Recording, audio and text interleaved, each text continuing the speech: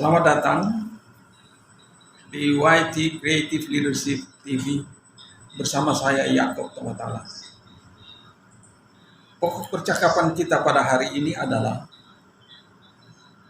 Leaderpreneur, Human Capital 4.0. Nah, sekarang kita akan membincangkan tentang leaderpreneur sebagai Human Capital 4.0. Awali dengan melihat sejarah human capital. Gagasan human capital sesungguhnya diarsiteki oleh Arthur Lewis dalam bidang pengembangan ekonomi atau economic development. Tulisannya yang berjudul Economic Development with Unlimited Supplies of Labor adalah tonggak di mana kemudian Arthur Cecil Pigou menganjurkan penggunaan istilah human capital yang dinilai memiliki kapasitas yang tidak berhingga dengan menempatkan manusia sebagai pusat bisnis, investasi, produksi yang andal dalam dunia kerja. Gagasan human capital memahami sumber daya manusia sebagai modal yang dapat diinvestasi guna memproduksi barang dan atau jasa yang membawa kemanfaatan bagi umat manusia. Jadi human capital atau sumber daya manusia ini sebagai modal besar, intangible capital yang tidak terlihat tetapi kuat dan ada, sehingga jika dikembangkan, dimanfaatkan, maka pasti akan menghadirkan hasil yang menakjubkan. Di sini istilah investasi atau to invest harus difahami sebagai alokasi human capital atau modal manusia, atau modal finansial, atau modal benda bergerak atau tidak bergerak yang dapat dimanfaatkan untuk memproduksi, yaitu mengusahakan barang dan atau jasa dengan nilai lebih bagi kesejahteraan umat manusia. Human capital di sini menempatkan manusia sebagai modal yang disebut intangible assets, yang menjelaskan tentang adanya kapasitas sumber daya manusia unggul, ditunjang dengan seperangkat pengetahuan, seperangkat kebiasaan profesional, sifat-sifat sosial dan personalitas khas, serta kecakapan kritis, kreatif, inovatif, tangkas, komunikatif, dan tanggap atau responsif, yang terlihat pada adanya keandalan performansi tinggi dalam berinvestasi, memproduksi barang dan atau jasa yang bernilai ekonomi tinggi serta berdaya saing unggul di pasaran. Kemudian human capital leadership.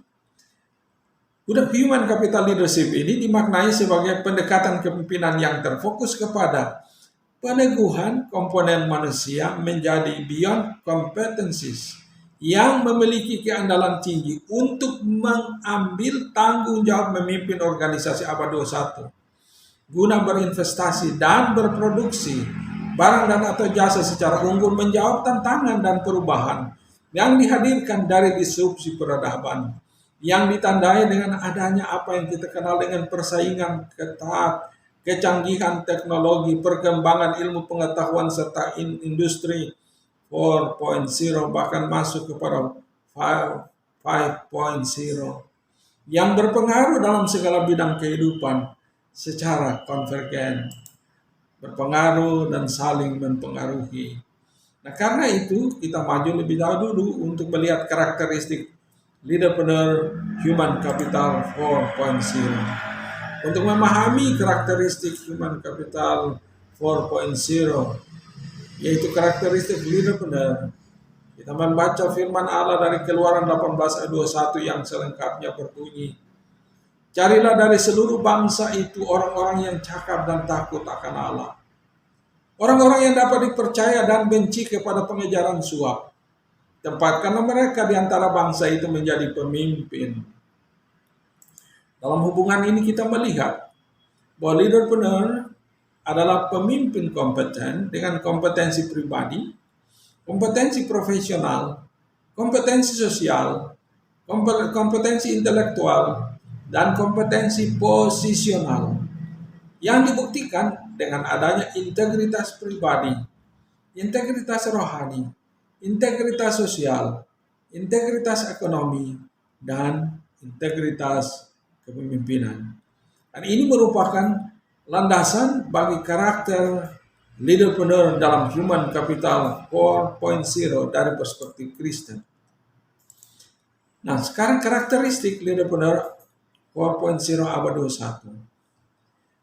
Karakteristik leaderpreneur Human Capital 4.0 abad 21 yang menandakan keunggulan untuk bersaing terlihat pada hal yang pertama, apa yang disebut agility, yaitu kebiasaan sumber daya manusia yang memiliki ability to move quickly and easy. Jadi dia tangkas, dia tanggap, dia gesit. Dia tidak membiarkan kondisi atau perubahan menggilas dirinya, tetapi dia sigap menghadapi perubahan dengan mengembangkan kebiasaan agility ini. Sehingga dia bisa bergerak cepat, bergerak dengan mudah, guna menyikapi, menanggapi perubahan. Dia tangkas, tanggap, dan gesit untuk menyikapi dengan melakukan sebuah tindakan unggul dalam kondisi yang berubah. Aspek yang kedua, ada unsur flexibility, unsur sikap sumber daya manusia, yang juga disebut limberness, di mana di situ ada flexibility dan resilient, with range of motions, di mana ada unsur keterbukaan yang menjelaskan bahwa bagi dia ada indikator kemajuan, karena orang yang terbuka sajalah yang menanggapi perubahan secara tangkas, tanggap, gesit, yang akan mampu untuk melangkah maju ke depan. Orang yang tidak terbuka akan terperangkap dan akan terlindas oleh perubahan yang terjadi. Sehingga unsur agility harus didukung oleh unsur flexibility. Di samping itu ada unsur cross mobility, kebiasaan sikap yang ditunjang oleh sifat gerak kerja dengan quality of being mobile, gerak lintas sektor yang dinamis. Jadi selain individu, organisasi harus dirancang sedemikian rupa sehingga SDM itu dapat bergerak lintas sektor secara dinamis dalam kecepatan yang berubah dan penyesuaian guna mewujudkan sinergi kerja yang simultan. Lalu ada collaboration yang menjelaskan tentang cara kerja berkolaborasi yang merupakan action of joint working for productivity yang sinergis dan gerak serempak atau simultan. Sehingga karakteristik dari leaderpreneur 4.0 abad 21 menegaskan ada kebiasaan yang tangkas, tanggap, gesit, ada sikap yang fleksibel untuk menyikapi perubahan, ada sifat gerak kerja yang mobile, ada cara kerja yang kolaboratif. Nah, hal ini ditunjang oleh apa yang disebut grit mentality, yaitu mentalitas dengan karakter kerja keras dan cerdas. Dia harus punya komitmen untuk bekerja keras, bekerja cerdas dengan kualitas yang tinggi. Komitmen kepada kualitas, komitmen kepada produktivitas, komitmen kepada upaya kerja yang menghasilkan lebih, sehingga olehnya sukses atau keberhasilan pasti akan menggapai. Di samping itu, karakteristik yang lain dari leaderpreneur 4.0 abad 21 adalah apa yang disebut meritokrasi, yang menjelaskan tentang status dan peran, di mana ada holding of power based on ability. Jadi dia membuktikan diri sehingga diakui bahwa dia kompeten, dia punya power untuk memimpin berbasis pencapaian.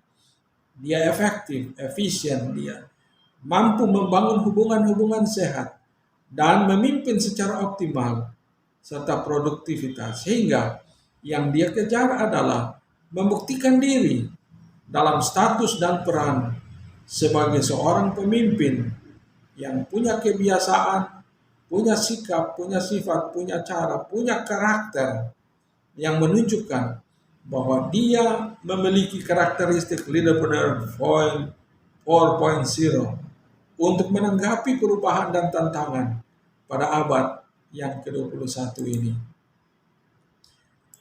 Kemudian komponen dari Human Capital 4.0 dalam organisasi. Komponen ini melibatkan harus ada pemimpin kompeten, yang visioner, dan social entrepreneur, di mana aspek kompetensi yang melibatkan integritas, kapasitas, dan kapabilitas ini harus ditandai dengan visi, misi, dan fokus yang jelas dan tegas. Kemudian harus berorientasi kepada market dan excellent service. Jadi dia tahu di mana dia ada, untuk apa dia ada, apa yang dapat dikerjakan, dia mau membawa upayanya kemana, orang-orang yang dipimpinnya ke arah mana, dan dia tahu bagaimana mengerjakannya, sehingga orientasinya adalah kepada market dan excellent service. Sesudah itu dia harus bersemangat, dia proaktif, dia limber, dia agility. Lalu dia harus memanajemeni organisasi berdasarkan total quality management. Dia harus memimpinkan berbagai otoritas sebagai performansi tinggi yang strategis dan taktis. Karena ini harus dipikirkan oleh pemimpin yang memiliki kualifikasi Human Capital Leader 4.0 ini. Jadi dia harus kompeten dengan menegaskan tentang unsur-unsur yang telah saya tegaskan tadi. Dan dia harus terfokus kepada produktivitas yang altruistik, menjawab kebutuhan masyarakat. Sehingga apapun yang dikerjakan pada abad 21, situasi yang berubah ini, orientasinya bukan kepada diri, tetapi kepada orang lain, kepada masyarakat, kepada kemaslahatan banyak orang. Hal ini penting untuk dilakukan yang membedakannya dari pemimpin yang non-human capital 4.0. Kemudian pemimpin Human Capital 4.0 ini, dia punya kapasitas dan kapabilitas bawahan yang mumpuni. Nah di sini dia harus terfokus kepada mengembangkan kapasitas dan kapabilitas bawahan menjadi angkatan kerja yang unggul. Jadi dia harus menyiapkan orang-orangnya, bukan dia saja yang unggul, tetapi dia harus menyiapkan orang-orangnya dengan kemampuan yang unggul, di mana ada kapasitas, kapabilitas pribadi yang aktual, yang potensial. Dia harus mampu bersaing, dia harus mampu mengerjakan apapun yang ditekuni secara unggul, dan pemimpin bertanggung jawab untuk melengkapi angkatan kerja dengan kapasitas dan kapabilitas unggul seperti ini. Harus ada kapabilitas sosial, yaitu berhubungan dengan personal dan kerja. Bagaimana dia bisa menempatkan diri dalam lingkup kerja dengan membangun hubungan sosial yang kuat, yang olehnya interaksi dan kerjasama itu mudah dikembangkan. Harus ada kapabilitas posisional profesional, status dan kendali kerja. Dia harus tahu di mana dia ada, mengapa dia ada, dan untuk apa dia ada, dan mampu mengerjakan apa yang dipercayakan secara lebih berkualitas, lebih baik dari orang lain. Kemudian ada kapabilitas kerja dan kapabilitas psikologis. Bukan saja dia able, dia mampu mengerjakan apapun lebih baik dari orang lain, tetapi dia punya kemauan kuat untuk mengerjakannya dengan bekerja keras dan bekerja cerdas. Jadi ada ability dan willingness untuk mewujudkan ini semua. Kemudian ada kapabilitas motivasi sikap dan kerja serta aksi. Jadi kerja dengan bertarget dan yang jelas, dan tindakan nyata ini harus diwujudkan dalam melatih orang-orang yang dipimpin oleh pemimpin Human Capital 4.0. Kemudian aspek lain yaitu situasi organisasi, di mana pemimpin harus menyiapkan iklim yang kondusif dalam mewujudkan penerapan kepemimpinan Human Capital 4.0 dalam mengelola situasi organisasi, di mana sistem organisasi harus jelas, ada tugas, ada posisi, harus peran yang semuanya dijelaskan dan terjelaskan sehingga semua memahami di mana dia ada, hubungan-hubungan apa yang harus dikembangkan, hubungan pertanggungjawaban secara lini dan staf yang harus dikembangkan sebegitu rupa sehingga semua orang memahami apa yang harus dikerjakan, bagaimana dia mengerjakannya dan mewujudkannya secara bersama. Kemudian komponen sumber daya manusia yang siap, sigap, dan tangkas untuk apa? Bekerja sama dengan penugasan yang jelas. Lalu sesudah itu harus berorientasi kepada hasil kerja atau produktivitas sesuai visi dan target kerja yang jelas. Jadi semua harus bekerja sesuai dengan visi. Kemudian target kerja yang jelas sehingga semua tahu apa yang harus digapainya dalam waktu tertentu dan bagaimana melakukannya untuk mewujudkan sinergi yang simultan. Kemudian harus ada lingkungan kerja yang menggairahkan pemimpin bawahan, mengekspresikan semangat kerja yang saling menularkan semangat satu kepada yang lain, guna membakar motivasi bahwa organisasi pasti bangkit, organisasi pasti maju, organisasi di mana mereka ada pasti berhasil. Sesudah itu harus ada kerjasama yang responsif dengan sikap serta cara dan gerak kerja yang agresif. Jadi bisa bayangkan kalau semuanya responsif, semua aktif, semuanya saling mendorong untuk bekerja sama, saling bergandengan, saling mendukung secara simultan, maka dapat diduga bahwa gerak kerja itu akan terlihat agresif dan dapat juga diramalkan keberhasilan yang akan menjemput mereka. Kemudian efektivitas kelompok, aspek yang keempat yang tidak boleh diabaikan. Di sini efektivitas kelompok melibatkan aspek hubungan internal, di mana semua harus memahami tugas, jadi tugas dipahami, target disepakati, masalah diatasi bersama, kemudian prioritas didukung secara bersama. Lalu aspek hubungan sosial, semua anggota terlibat proaktif dan solutif. Jadi mereka proaktif untuk menyikapi hubungan, menyikapi kerjasama, menyikapi tindakan yang dilakukan secara simultan. Sehingga olehnya mereka bergerak maju bersama, tetapi sekaligus juga menyiapkan tindakan yang solutif serta saling memperhatikan untuk memberi dukungan. Lalu sesudah itu ada aspek hubungan manajerial. Aspek hubungan manajerial ini hubungan sesama atasan, hubungan sesama bawahan, serta tugas yang jelas dan terpadu, lalu mewadahkan kepuasan bersama. Jadi ujung-ujungnya adalah kelompok ini efektif jika semua bekerja sama dan semua menghasilkan bersama, lalu semua puas bersama. Jadi jangan puasnya sendiri-sendiri, kerjanya sama-sama, membanting tulang sama-sama, tetapi puasnya cuma pemimpin. Dan itu tidak boleh terjadi. Nah, saudaraku, selanjutnya aspek yang kelima adalah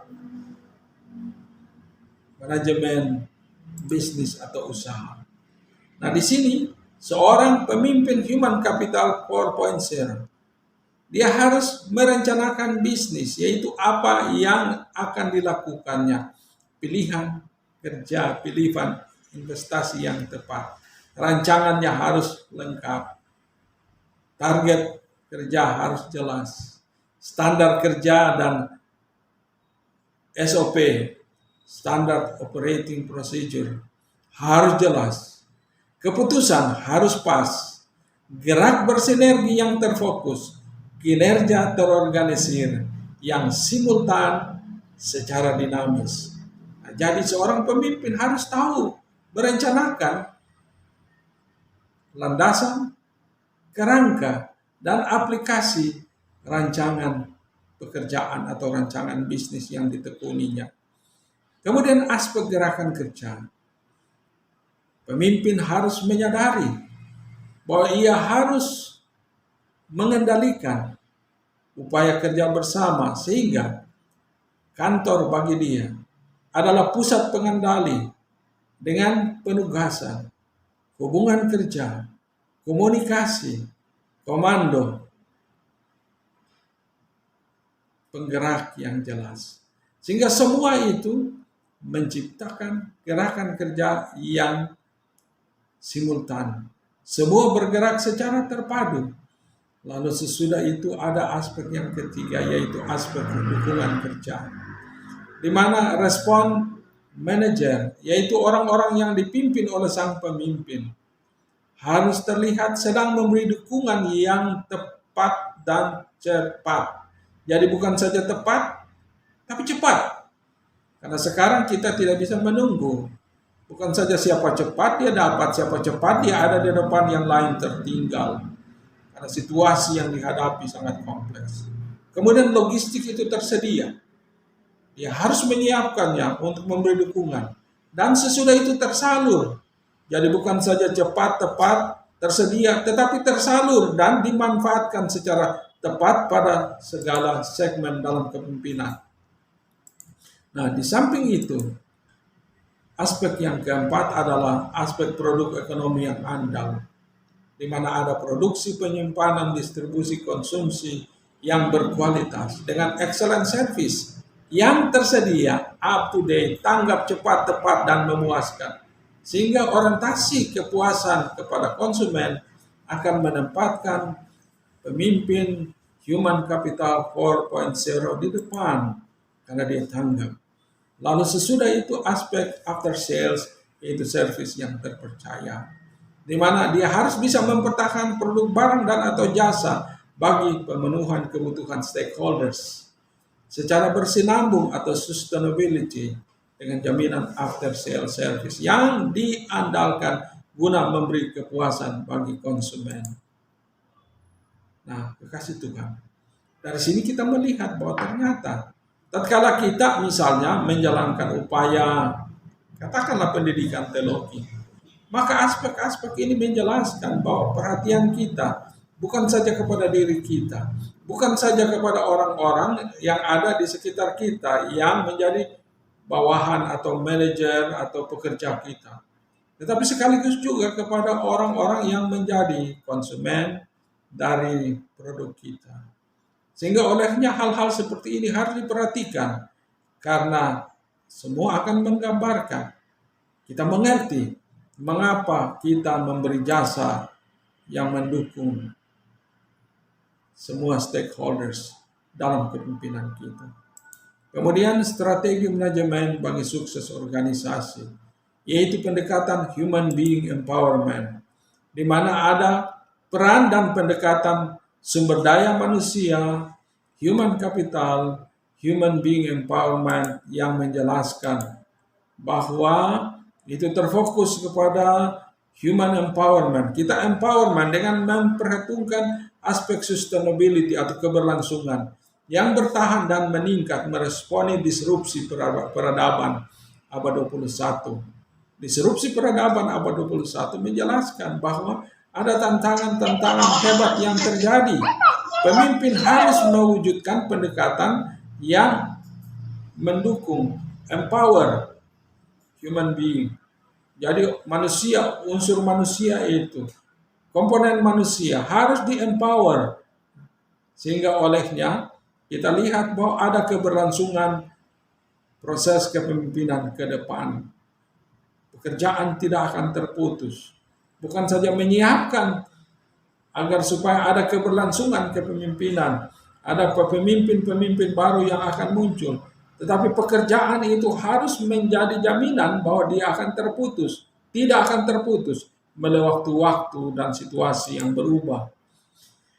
Di sini human being empowerment menempatkan sumber daya dengan peran sociopreneur dalam bidang usaha sebagai social enterprise dan econopreneur dan bidang usaha bisnis sebagai business enterprise. yang membawa dampak sosial positif bagi organisasi serta lingkungan. Hal-hal seperti ini yang harus menjadi pilihan untuk dikerjakan. Lalu fokus human being empowerment adalah menempatkan peran sumber daya manusia sebagai social econopreneur dan bidang usaha sebagai social economic enterprise yang merupakan upaya menjawab tantangan revolusi teknologi 4.0 dan 5G, generasi yang kelima, revolusi industri 4.0 disikapi secara bertanggung jawab. Human being empowerment juga harus ditandai oleh upaya untuk meneguhkan komponen manusia agar piawai, cerdas, memanfaatkan kelebihan teknologi kekinian dalam menjalankan bisnis, investasi, dan produksi guna menghadirkan keberhasilan yang berdampak sosial luas serta membawa sejahtera bagi masyarakat banyak. Nah, kita kenal bisnis startup dan unicorn dan sebagainya. Pada sisi lain, tatkala kita ada dalam situasi seperti begini, kita juga ditantang untuk memanfaatkan apa yang kita sebut sebagai teknologi kekinian untuk komunikasi yang lebih canggih dan kemampuan berkomunikasi dalam memanfaatkan IT yang bisa menjadi instrumen komunikasi guna menegaskan dan menekankan upaya kependidikan dalam situasi yang berubah yang sedang kita hadapi. Kemudian unsur-unsur human capital financial dalam kepemimpinan organisasi menunjukkan harus ada budaya dan perilaku organisasi, di mana budaya dan perilaku organisasi melibatkan perilaku pemimpin bawahan dengan gaya kompetitif. Jadi kita tahu kita ada di mana, apa yang seharusnya menjadi sikap kita. Bukan saja kita tidak membiarkan diri tergilas, tetapi tatkala kita tahu di mana kita ada, kita membangun budaya dan perilaku organisasi dengan gaya kompetitif tinggi, maka kita akan efektif, efisien, sehat, optimal, dan produk memiliki produktivitas yang tinggi dalam mewujudkan pekerjaan di mana kita ada, dalam bahasa umum bisnis, investasi, maupun produksi yang berdampak sosial sistemik. Kalau kita mau memiliki dampak yang luas, aspek seperti begini, yaitu budaya dan perilaku organisasi yang kompetitif harus dikembangkan. Kalau tidak, kita yang akan digilas. Lalu budaya dan perilaku kerja, di mana komponen manusia sebagai human capital 4.0 harus dilengkapi menjadi lebih dari kompeten dan pas bagi tugas. Jadi bagaimana misalnya katakan orang-orang di sekitar kita, para dosen disiapkan sebegitu rupa sehingga tidak tertinggal dengan pemanfaatan teknologi kekinian dan sebagainya. Lalu bagaimana menerapkannya sehingga pekerjaan dapat berjalan sebagaimana mestinya. Jadi harus ada kerja terencana dengan memanfaatkan pilihan investasi dan pendekatan bisnis kontemporer yang pas dan dalam kondisi kekinian, di mana kerja kemudian dimanajemeni dengan kepemimpinan top down dari atas ke bawah, kemudian bottom up dari bawah ke atas, dan inside in yang menyentuh segala aspek hidup dan dilakukan secara pas. Sesudah itu kerja dieksekusi dengan menggunakan perangkat teknologi ekonomi abad ke-21, di mana kita lihat bahwa tatkala COVID-19 terjadi, maka penerapan teknologi komunikasi ini semakin penting. Kelas dilakukan secara online, bisnis secara online, dan semua sudah menggantikan peran pendekatan tradisional yang konvensional. Sehingga kita harus berani untuk menempatkan diri pada posisi sedemikian rupa untuk menanggapi perubahan akibat disrupsi peradaban ini. Kemudian yang terakhir, leaderpreneur human capital 4.0 sebagai jawaban disrupsi peradaban. Firman Tuhan yang diangkat dari Kejadian 45 ayat 7 menegaskan, Allah telah menyuruh aku untuk mendahului kamu, untuk menjamin kelanjutan keturunanmu di bumi ini dan untuk memelihara hidupmu. Nah, di sini kita menemukan bahwa leaderpreneur adalah pemimpin kompeten, seperti yang sudah saya bicarakan sebelumnya, yang piawai menjalankan tugasnya dengan motif dan tujuan berbagi untuk meneguhkan, dan memelihara kehidupan secara berkelanjutan atau sustainable. Nah, di sini kita awali dengan memahami disrupsi peradaban dalam perspektif Leaderpreneurial Human Capital 4.0. Disrupsi peradaban. Mengapa disrupsi peradaban? Disrupsi peradaban atau civilization disruption adalah interupsi peradaban yang menjelaskan ada pengaruh global, pengaruh sedunia, pengaruh internasional yang mempengaruhi segala aspek kehidupan, ditandai dengan revolusi teknologi dan industri 4.0 sebagai indikator utama. Jadi tatkala terjadi disrupsi peradaban, maka aspek kebudayaan, aspek sosial juga turut mengalami disrupsi. Lalu indikator untuk semuanya adalah apa? Indikatornya adalah teknologi dan industri yang juga berkembang. Nah, disrupsi peradaban menjelaskan tentang interupsi yang menimbulkan gejolak sosial besar sebagai akibat dari perkembangan proses kebudayaan dengan adanya perubahan-perubahan signifikan yang tidak terkendali. Disrupsi peradaban ditandai dengan adanya perkembangan atau revolusi teknologi dan industri sebagai indikator utama.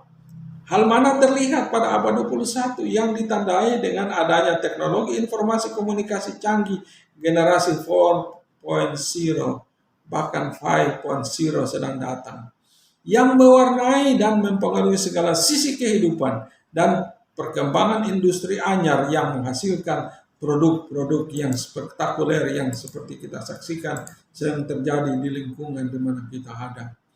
Kemudian meresponi disrupsi peradaban dengan revolusi teknologi dan industri.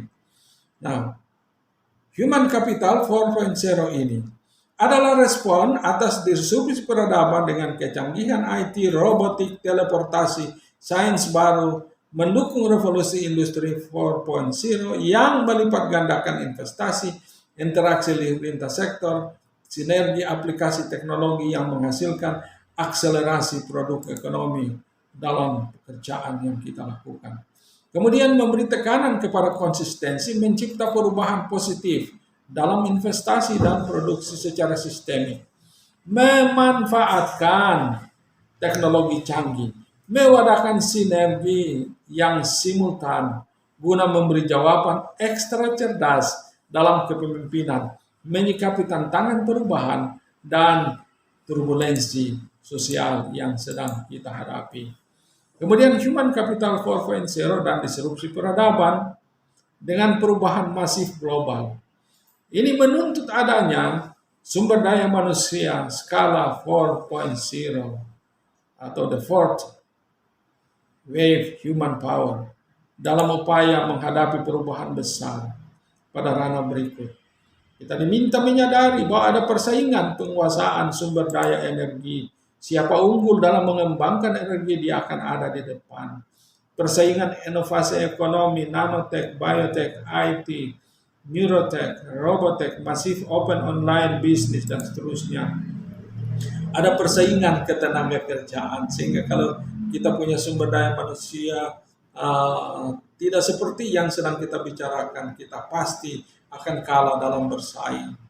Tidak heran bahwa tidak lama nanti dosen, termasuk dosen sekolah teologi, bisa saja datang dari luar negeri menggantikan kita. Kemudian ada perkembangan ilmu dan pengetahuan kedokteran kesehatan yang canggih, bahkan ilmu-ilmu lain turut berkembang sehingga kita harus mengarahkan diri memasuki jalur ini. Ada perkembangan sains baru, teleportasi, kemudian yaitu pengalihan materi dari satu titik ke titik lainnya tanpa melewati jarak, dan teknologi nano serta biologi. Ini semua sedang berkembang untuk diterapkan. Jadi misalnya komunikasi yang the real time itu akan muncul tidak lama lagi, dan sudah muncul, sedang muncul, dan akan muncul. Bagaimana kita bisa menempatkan diri supaya tidak tertinggal dalam hubungan ini. Kemudian ada ancaman kriminalitas, terorisme, kontrol individu dalam berbagai bentuk. Sehingga kita pun harus menyiapkan diri dan orang-orang kita menghadapinya. Ada ancaman perubahan dan benturan kebudayaan yang masif di seluruh dunia yang juga harus kita pahami, harus kita sikapi secara bijaksana. Ancaman perubahan iklim dan ekologi. Bagaimana ajaran dan teknologi kita bisa menjawab semua ini. Sesudah itu ada pelanggaran hukum, HAM, individu maupun kelompok. Pengontrolan kemerdekaan dan kebebasan, semua itu sedang terjadi. Dan pada gilirannya kita lihat bahwa ada persaingan internasional dan sivilisasi dunia yang sangat ketat, yang harus kita sikapi dengan membangun diri. Nah, karena itu, Leaderpreneur Human Capital 4.0 ini adalah jawaban bagi tantangan perubahan, di mana pemimpin yang kualifikasinya Human Capital 4.0, dia sedang membangun dasar bagi pertumbuhan kesejahteraan ekonomi, di mana kita harus menempatkan manusia sebagai pusat investasi dan kerja kita, produksi, dan merupakan kunci bagi pertumbuhan ekonomi, adalah kunci kejahteraan ekonomi masyarakat. Jadi gereja jangan tertinggal dalam menyikapi kenyataan ini sehingga kita tidak kalah bersaing. Lalu dasar pertumbuhan ekonomi ada 4 hal, antara lain mesin atau teknologi, bangunan, infrastruktur, tanah atau materi, dan abilitas atau potensi atau kapasitas anggota masyarakat dengan talenta yang tak terbatas. Kita harus mengembangkan semua ini demi untuk memperlancar tanggung jawab kepemimpinan yang sedang kita emban. Kemudian gagasan Human Capital 4.0 ini melihat manusia yang memiliki talenta tak terbatas sebagai human capital yang dapat dikembangkan menjadi angkatan kerja yang merupakan kekuatan bagi investasi dan produktivitas yang dilakukan melalui pendekatan yang disebut cohort, unit, force, contingent, group, dan seterusnya, guna memaksimalkan pelipat gandakan kuantitas, kualitas, dan optimalisasi produksi. Modal manusia untuk mengambil peran meningkatkan serta mengoptimalkan produk ekonomi bagi kesejahteraan bersama. Lalu mandat pengembangan leaderpreneur human capital. Alkitab secara khusus menegaskan bahwa Tuhan Allah memberikan apa yang kita sebut mandat human capital yang meliputi pertama perintah ekonomi, di mana otoritas kepemimpinan adalah untuk mengelola alam, berinvestasi, dan tanggung jawab ekonomi, produksi, penyimpanan, distribusi, konsumsi, baik kesejahteraan hidup manusia. Sehingga jika gereja abai, pemimpin gereja tidak menyadari perintah ekonomi ini, maka sudah dapat diduga bahwa pengembangan ekonomi pribadi, pengembangan ekonomi masyarakat gereja untuk mewujudkan tanggung jawab misionernya akan terkendala karena kita ada dalam situasi yang penuh dengan tantangan dan persaingan yang ketat. Kemudian ada perintah atau mandat yang berhubungan dengan peran manusia Kristen untuk mengelola kehidupan individu, kehidupan keluarga, kehidupan kelompok, guna menghadirkan sejahtera bagi masyarakat yang membawa shalom secara meluas dan berdampak. Jadi pertanyaannya, sejauh mana gereja merespon perubahan dengan menyadari bahwa ada pada kita perintah ekonomi dan perintah untuk mewujudkan peran manusia Kristen memenuhi panggilan tugas gereja. Nah, di sini kita lihat bahwa firman Tuhan sebagai simpulan kita menegaskan, Allah semesta langit dialah yang membuat kami berhasil. Kami hamba-hambanya telah siap untuk membangun. Nehemia 2 ayat 20a. Di mana firman Allah ini memberikan jaminan bahwa Tuhan Allah adalah jaminan keberhasilan kepemimpinan umatnya.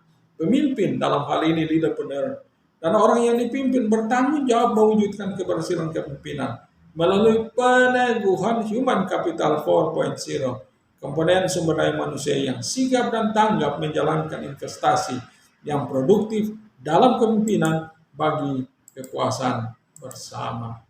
Karena itu kelebihan dari leaderpreneur Human Capital 4.0 sumber daya manusia Kristen melibatkan: 1. Pengembangan SDM Kristen sebagai Human Capital 4.0 yang menjamin ketersediaan pemimpin yang kompeten bagi tugas kepemimpinan.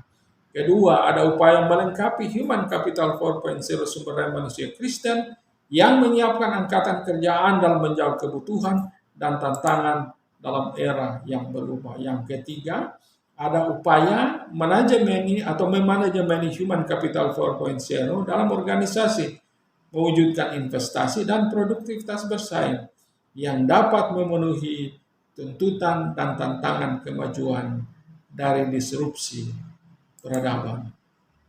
Kiranya oleh pertolongan Tuhan, kita bukan saja dapat mengerti atau berupaya mengerti, tapi mewujudkan kebenaran tentang leaderpreneur, human capital 4.0 sebagai jawaban bagi tantangan disrupsi peradaban yang dihadapi oleh dunia, oleh masyarakat umum, oleh gereja. Kiranya Tuhan memberkati. Terima kasih.